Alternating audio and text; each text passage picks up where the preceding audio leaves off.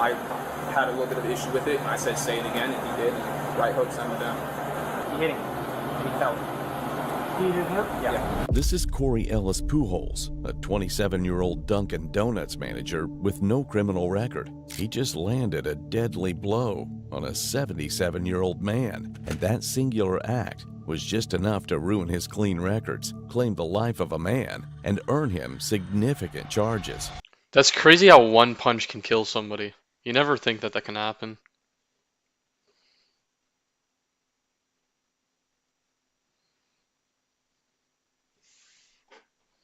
On May 4th, 2021, just after 1:30 p.m., Tampa police were called to a Dunkin' Donuts inside a Circle K in the Palm River area of Tampa. When officers arrived, medics were already treating the victim, 77-year-old Vanell Cook, who was unconscious and bleeding from the head. I came in from the truck. You can see I have a notification with one of the employees. Why is this guy shirtless in a fucking I guess it's spilled, and I 7-Eleven? Why is this guy shirtless? I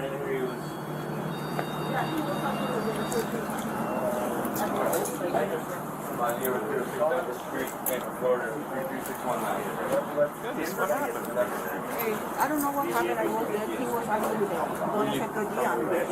He was I'm sitting down. Which kid? He has heart problems. He's 100% disabled. Disabled veteran. Disabled veteran. He's got allergies. He's seen allergy test. What do you have? Almost immediately, Corey Pujols approached the officers and told them he was the man they were looking for. Calm and cooperative, he explained exactly what happened. Yeah, so first and foremost, let me just say my name is Corey Ellis Pujols. I am the guy you were looking for in regards to this situation. The long and short of it is that here obviously at Dunkin', he's a regular. He normally comes through here and orders a large hot coffee, but today maybe he's having a rough day or something, and he decided to be extremely profound at the mouth. And I asked him respectfully on the microphone, could you please not use that kind of language, obviously with me and my employees, and as well as that, and he said no, and then he came around to the window, he kept going at the window, and then I guess he was going to come inside, so I came inside. I came on this side to let him know. He asked for the manager. Our current store manager is off already. She worked morning shift, and she's currently otherwise here. So I would be for the senior shift. I've been here a little bit longer than he has, so I reserve responsibility for that. In any case, I came out to let him know. I said, listen, sir, with the profanity that you use, I would highly recommend that you go on about your business. We don't want to serve you any coffee today. Maybe you can try again another day, but you have clearly upset, feel me, the atmosphere here, and we would like for you to go on about your business. I asked him to do that repetitively. It's all on camera. As I mentioned, he came inside, and when he came inside, he addressed me, and he was looking. I said, hey, listen, the manager's not here right now. I'll give you the manager's store number and all that good stuff. And he didn't want it, and I said, sir, well, can you please go on about your business again and have a good day? And he said, no, you're a nigger. And then I said, and I'm sorry, I had a little bit of an issue with it, and I said, say it again, and he did. Right hook sent him down. So it goes without being said that you can't hit somebody because they say something you don't like. I very Doesn't matter. well. I'm just telling you, brother. No, I agree. Believe me. I'm terrified right now, but I agree what you're saying. You shouldn't. I have had a fit of racism since I've only been here about 2 months, and I've dealt with so much of it. And I'm not saying that is a reason to do it. I'm not. I got people that say a bunch of hateful and horrible stuff to me every single day. For the past 16 years, I let it go in one ear and out the other. It ain't gonna hurt you. This will get you in trouble. Not gonna get you arrested, but I mean, dude, you hit him and he fell down. Yeah, and he hit his head pretty bad. And he should have never said what he said. But guess what? That's the country we live in. You say what you want to say. I wonder what people are commenting on this. You're saying, dude, get the freak out. Slipped and fall, pushed and fell. Right hook and fell. My apologies for the. He was hit and he fell down. Keep it down. I don't this other. You hit him. You punched him and he fell. I'm not one to run from what I've done. No, you're fine. And again, he's a regular, so I honestly feel like about this situation. All right, no worries. Some guys have to go at you. Yes, sir. You too. Take it easy. Howdy. Gentleman came in, was being very rude to this gentleman, which is the on-duty manager. Acting manager for all intents and purposes. Yeah. Said some few expletives, and he hit him, and he fell. He hit him? Yeah. Okay. Did you get his information yet or no? I have not. I just came in. And That's his grandson that's with him, though. Okay. That is his grandson. I was just talking with him. Information necessary. So, yeah. You want to grab his 43? I have. Video of it? We do have surveillance. However, when the boss leaves, she locks the. That's fine. Yeah, she locks the. So here's the reality of what could happen. Yeah. If you charge a battery, yeah, you could be charging battery. Right. You know, that's after we speak with him and see what's going on. I'm aware. Yeah. Yeah. I'm not trying to get on to you, man. Yeah. No. You can't let, and I'm telling you from here on out, you can't let what somebody says hear you. Yeah. Like I said, I deal with it and I let it go on. I mean, people say nasty and hateful stuff to him and I just believe because me, we do our job. I know. For no reason. I know it. You're going to have people like that throughout your life. You just got to let it go in one ear and right out the other. And just realize that he's going to leave and be on his way and you're going to still be here working. Right. You know? So we'll let them get him loaded up and everything like that. Just do what you got to do, bro. I'll be in here in a minute. Yeah, I'm not going anywhere. You're cool. You're good to go, man. Thank you. It started moments earlier in the drive-thru. Employees couldn't hear Cook through the speaker.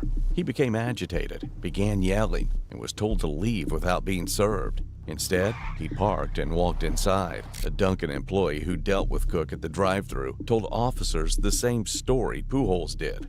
So basically, he was just being, outright rude when your card is going through. But he was just being For like, what reason? outright verbal. I asked him if he wanted iced or hot coffee. He instantly was like cold coffee. Confident. He was like, who likes cold coffee? I always get fast, so the same. Y'all always get it wrong. I'm like, okay, sir, we cannot hear and identify you at the window. I mean, So he got mad because you asked him if he wanted ice or hot coffee. yeah. Instantly off rip, he was already mad.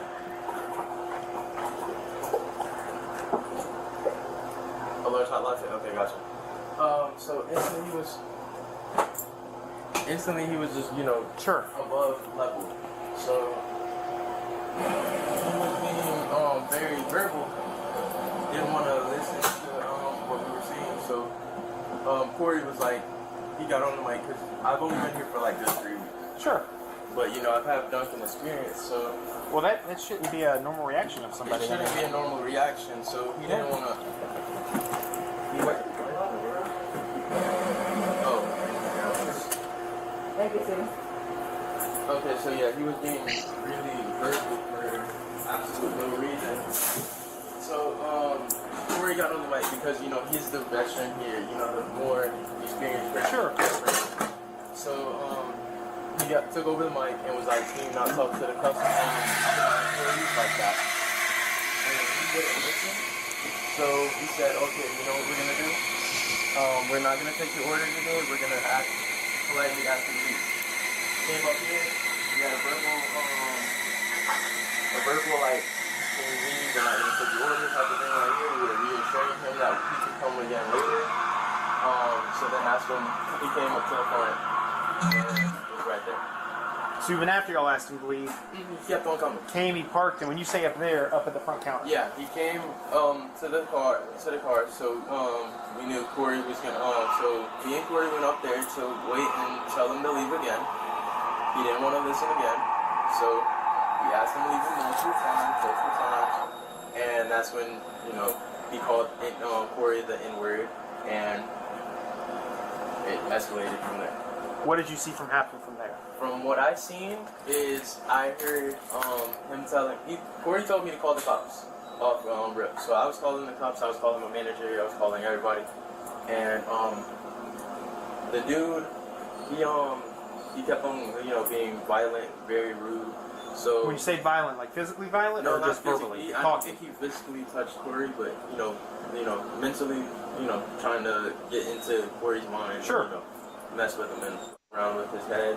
So then Corey he was like, okay, we're gonna ask you one more time. We're gonna either, you're gonna leave, or we're gonna call the cops.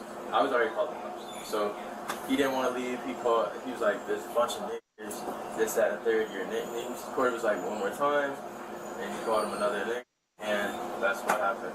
I was right here, and I was on the phone with my manager and the police officers at that time. Oh wait, yeah, police officer at that time, and that's what happened. So what happened after that? After he said that?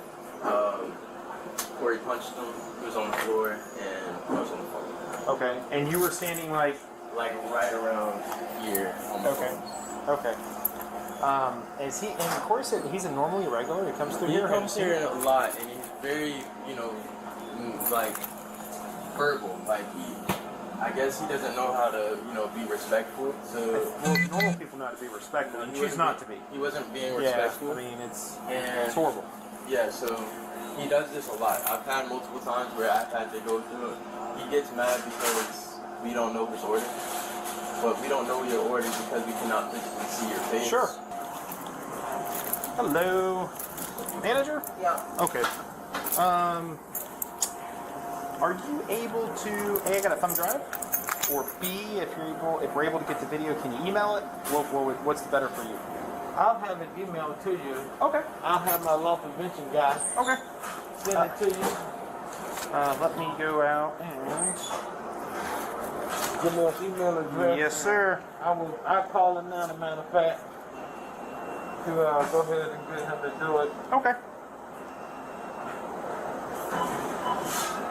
Police requested the store's surveillance footage, and it told the exact story the two employees told. Instead of leaving the property as the employees requested, Vanell Cook parked his car and walked inside the store. Seeing this, Corey Pujols, the on-duty manager, immediately told a co-worker to call the police. Cook approached the service counter and continued arguing. Pujols stayed on the opposite side, separated by a waist-high swinging door, and repeatedly told Cook to leave the store. During the confrontation, Cook used a racial slur, calling Pujols the N-word. At that point, Pujols stepped through the swinging door, moving closer but keeping his hands at his sides. He warned Cook not to say the word again. Cook repeated the slur. In response, Pujols threw a single punch to Cook's jaw. Cook fell backward, struck his head on the concrete floor, and lost consciousness. Pujols then walked away as emergency services were already being called. The victim,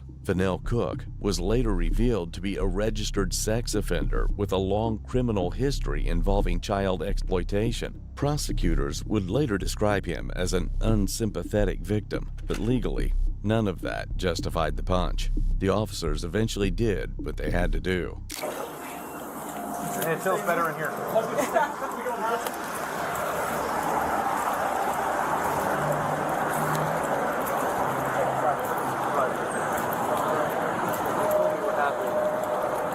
I'm sorry.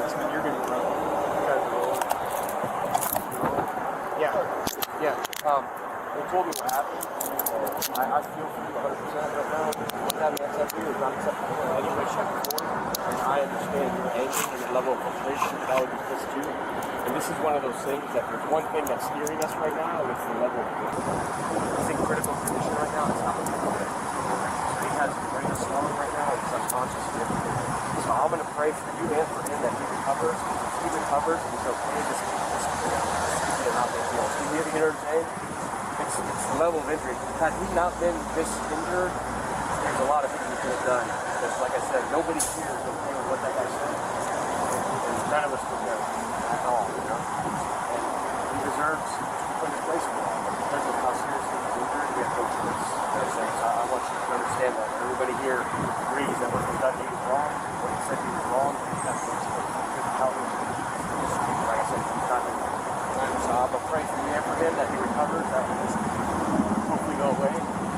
But for the time being, you're going to be charged one count of battery on the elderly male, which is over 65 years of age. You'll have a bond, so it's not going to be too high. You'll be able to bond out tonight at some point. And then we'll just pray all of us. This guy recovers and everything will work itself out. You know what I'm saying? Is there anything you have that you want somebody to say here? Yes, please. I'm his mom. That's fine. Mom, you want to step over here and we grab all this stuff? Get that.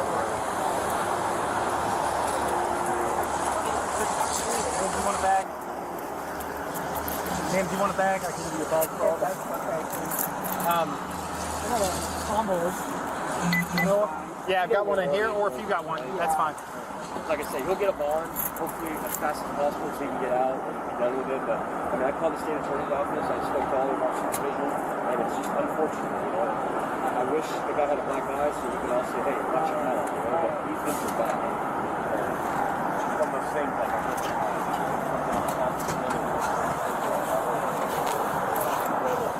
It's a really sad situation. What could make it go best? As I remember, you guys I'm sorry. Corey, you have anything else on you, brother? No, that's it. Took everything else. That's for mom.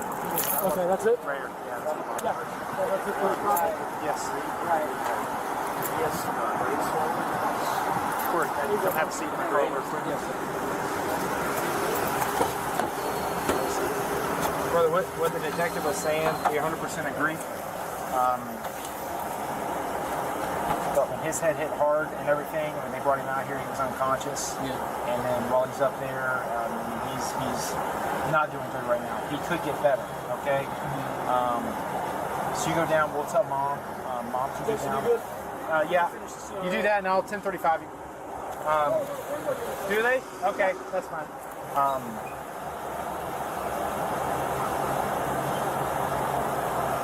It's just a hope, brother, that he gets better. Yeah. Okay? I know that was not your intent. It was not. It wasn't. I know that. You told me that right off the bat, man. It would have been different if it would have progressed and there would have been more physical after that, but it wasn't. Yeah.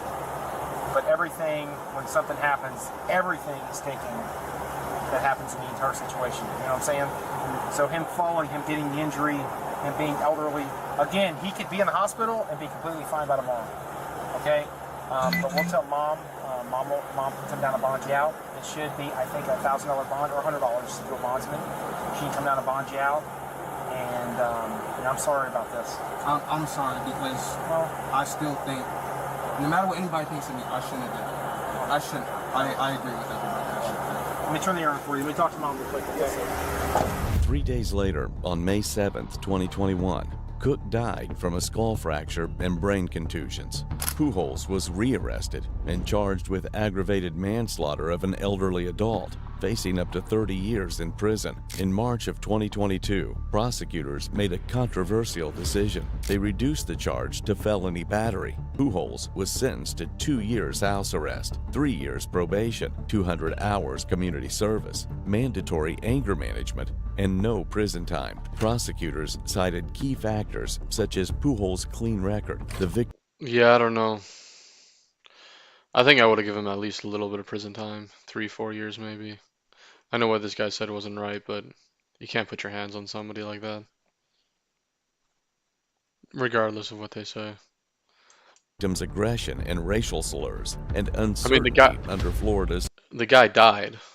I just, if you kill someone, you gotta have some prison time. Stand your ground laws. One man's past made him an unsympathetic victim. The other's clean record spared him a prison cell. But in the end, a single punch thrown in anger ended a life. He wasn't supposed to be free. A man accused of targeting minors again and again, until one September night, police walked in to find him lying beside a teenage girl. Hey, how you guys doing? Good. You guys know of a Brandon? All right, just give me a minute. I'm gonna make some soup. I'll be right back.